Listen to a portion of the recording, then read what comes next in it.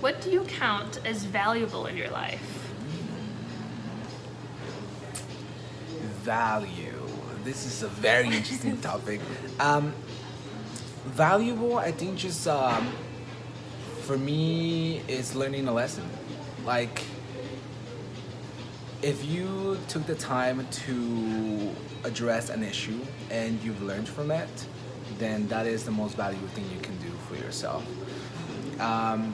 I consider myself to be an eternal student, so I am okay with messing up, with learning throughout life, and value really is created through learning from your experiences, from your mishaps, from like stuff that you put up with.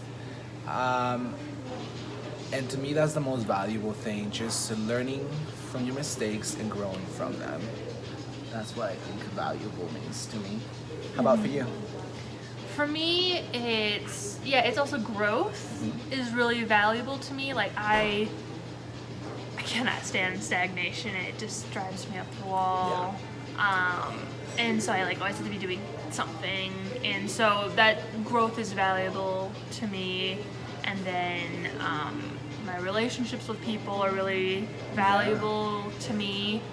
And then also just being as healthy as possible, like mentally, physically, spiritually, emotionally, just trying to be, just take care of myself. Yeah, because I think it's all really interconnected. Like if you have to first take care of yourself so that you have a good cup to pour from.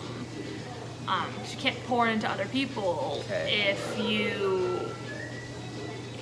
you're not taking care of yourself. So for me, it's so important and valuable to be able to pour into other people. And for me, if I'm like healthy and if I've done a lot of work on building up my confidence, and I feel like I've got some friends who really suffer from confidence, and for me, if I can take care of myself and bolster my confidence, and then when I talk to them, when I interact with them, I can just have that overflow and pour into them. It's like giving back, Yeah.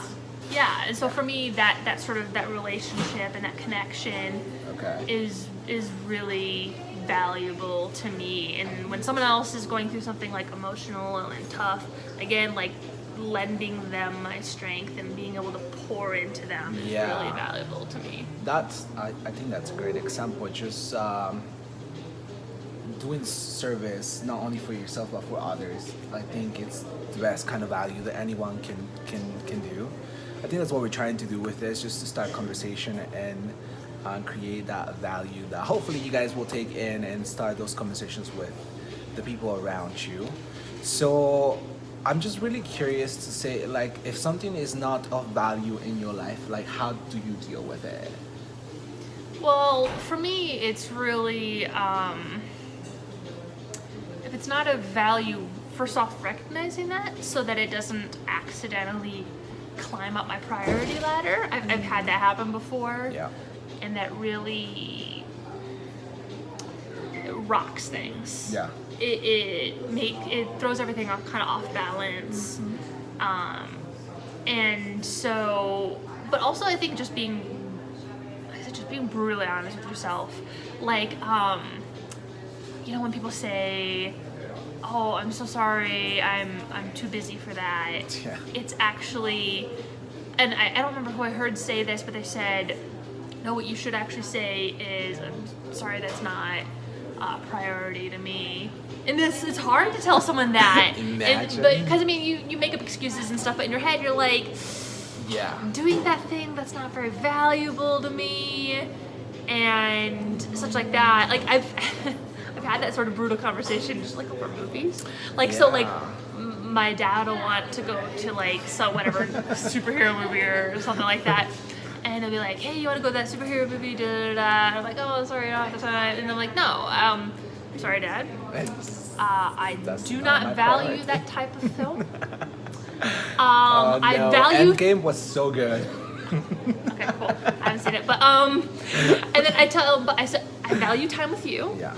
So if you value that, I will go. I do not value the movie, but you know, it's like telling someone that hey, you know, I don't actually want to give my time to something. Yeah. This is not of value to me because you know, you have time. People have time, but it's what they value gets that top shelf, and then you work your way down. I agree, and I feel like being honest with yourself is so much tougher than being honest with someone else, right? Like you make and create so many excuses for like getting out of things to do with someone else, but when you start to actually be honest with yourself is when you bring that now to the table and be like, you know what, I really just don't want to do this. And I think in that it educates other people for future interactions of like, oh, this is what actually interests Christian or Alexis, so maybe I'll include them. If it's something that is not of interest to any of them, I'll probably just not ask them, and that's okay too. Like that's where honesty comes into play. It really doesn't have to be a negative thing. It just has to be the things that kind of set the rules for the interactions that you're having with people, even with your loved ones, you know? So I feel like when something is not of value to me, I have no problem just saying no. And I realize that it does take a little bit of work to be comfortable. Just being like, no, actually I'm okay, I'm not interested, you know? And it can come across as really harsh. But I've gotten to the point where I know that if I do that, it's not gonna add any value to my life. You know, I'm just gonna waste time, we're gonna like waste money, I'm gonna waste energy, and what really is the value that I'm creating back towards myself. So when we're talking about value, it's also very important to mention that value is an exchange of currency, right? Mm-hmm. If something is not bringing me back anything positive that I'm putting out there, I'm probably not interested, and that is okay. So I think I've gotten to the point that I'm more comfortable just saying no. I'm okay, and it is very like conscious too, because sometimes I've chosen to do mindless stuff like just to distract myself, or because I'm feeling lazy or I don't want to do the thing that I'm supposed to be doing, right? So it works both ways. But yeah, that's interesting take. I think we're gonna do one more.